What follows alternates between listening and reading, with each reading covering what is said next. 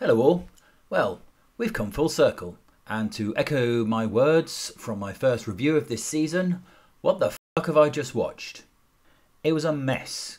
Convoluted, contrived, painful at times, and any attempts at tension overacted by the cast were drained of life by the ponderous directing. It came across as a very light story that had to be stretched to fill the runtime. So again, scenes overstayed their welcome. You feel like shouting, "Yeah, I get it, get on with it." The basic plot: the Doctor returns to unit to try and discover who the woman they keep meeting is and solve the mystery of Ruby Sunday's birth, leading inexorably to the greatest evil of all. Problem with the greatest evil of all is what's going to compete after that.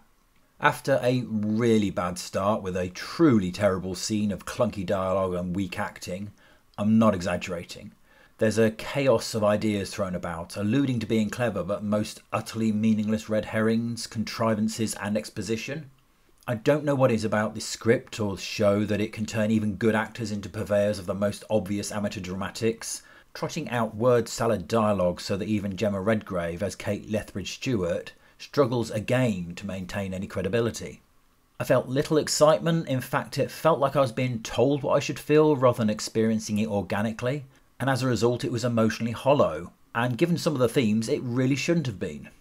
Surprisingly, there were a couple of brief moments, and I say brief, where Ncuti finally felt Doctor-like, and believe it or not, he didn't cry.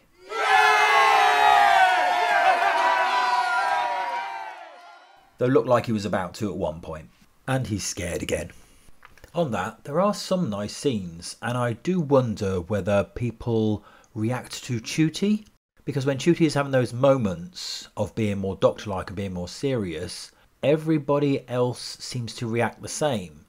When he's playing the clown, everybody again seems to react to him, raising the ham level to extreme. You only have to look at the way Millie is when she's with him, and then in the episode when she was on her own. Seem like two different actresses.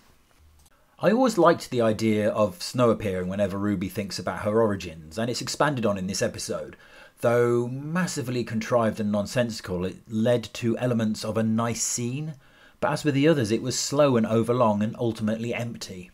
As with modern writing, everyone gets on. There's no conflict. Relationships are assumed and immediate, and there are no consequences to revelations.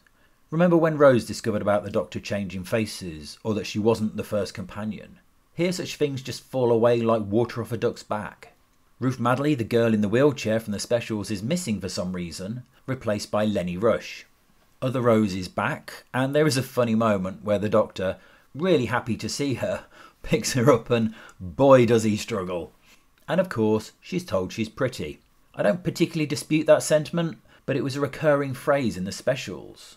So it's obvious, and a curious thing to keep saying, especially given modern think will tell you that it minimises women and socially conditions little girls. Makes you wonder if there's a particular reason they keep saying it. But Rose is utterly irrelevant in this. She serves no real purpose. Equally, Ruby's mum is utterly meaningless and pointless in this episode. Other than her being her mum, there's no reason for her to be in it. She adds pretty much nothing. Since this show seems to be inviting us to notice how diverse it is, and RTD is frantically slapping himself on the back about it, following the white people bad cast in Dot and Bubble and Bridgerton levels of misrepresentation in Rogue, this episode is on a new level. If this was a game of identity politics bingo, they'd be shouting house almost immediately as we're introduced to them all in that clunky scene. I'm sure there'll be people pointing and shouting right now, but bear in mind, I'm not the one so focused on identity that I'm casting people based on it. I just happen to notice it. Hard not to when they keep telling us. There's just standard ideological digs from RTD. He can't help himself after all.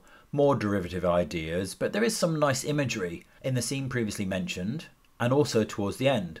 But equally, there's another scene that could have benefited from a bigger cast to amplify its impact. I've managed to avoid them so far, but a quick and really big spoiler, and I'm curious how they'll resolve this one. The ultimate evil that has been teased from the beginning has been entwined with the TARDIS, but the TARDIS was duplicated in the giggle when Ncuti's Doctor hit it with a hammer. Yes, if you haven't seen it, that actually happened. So how does that work? Is the evil also duplicated? You may also be asking yourself, why? Why is this evil here now? It's always been there. What prompted its return? Because there's nothing specific that happened in this episode to release it. It just decided to come out. One funny bit is a supposed anagram. One of those aren't we clever moments, but someone should tell them it's not an anagram when you have to change one of the letters. It's further compounded by the fact they completely missed another one. So in summing up, same shit, different episode. I'd be curious to know what the ratings are. There's like to be a bit of an uplift for the final two-parter, but given what came before and the general nosedive of these ratings, it may be a surprise. Because even RTD seems to be admitting that they may have got it wrong. So what do you all think? Do you agree or think I'm offbeat again? I'm always happy to get feedback even if you disagree.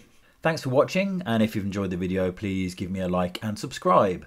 Until next week and the final episode, peace out.